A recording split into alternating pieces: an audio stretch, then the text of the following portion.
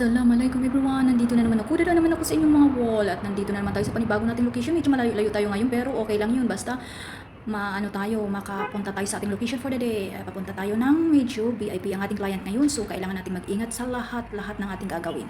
Kaya dasal muna tayo, Panginoon. Maraming salamat na lagi kang nandyan at lagi kang naggabay sa amin at nandyan ka lagi para suportahan kami sa bawat galaw, bawat minuto, bawat oras na andyan ka. Maraming salamat sa lahat ng biyayang binibigay mo na hindi mo kami pinapabayaan. Maraming millions of thanks for to you, Allah.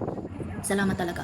At nandito na tayo, papunta na tayo sa ating pupuntahan ngayong araw. Medyo dumadaan tayo sa mga empty building kasi mga bagong building to, kaya ganyan ang itsura niya. Pinapatayo pa yan at saka binibuild up nila. Pero iba ang pagka-build up nila ng building dito patakbuhan, hindi katulad sa atin sa Pilipinas na talagang pulido. Dito hindi siya pulido masyado.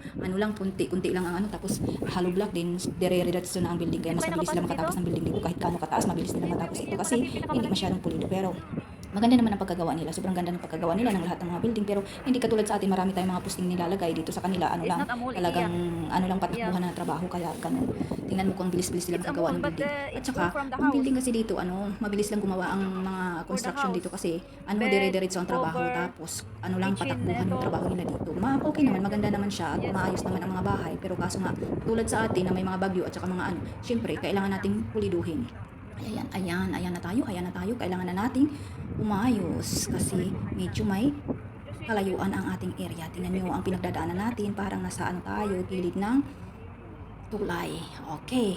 So, medyo umiwas tayo ng traffic kaya kung saan tayo sumuot para mabilis natin makuha ang ating client for the day.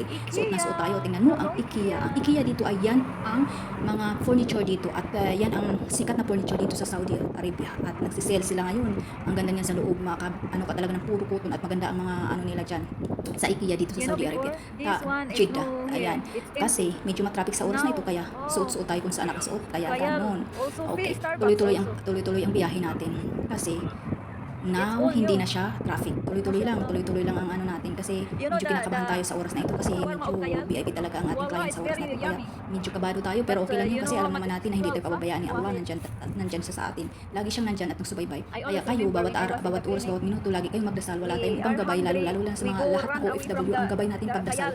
Dasal talaga as in. Kahit saan ka man magpuntaan man ang ginagawa mo, dasal ka lagi. Kahit nandyan siya, tutulungan tayo. Kaya kailangan natin magdasal. Ayan na yung oras na medyo tapos na kami. Kaya ayan, na naman ako. Nag-refresh ng kunti. Thank you mga Karosi Vlog. Thank you so much.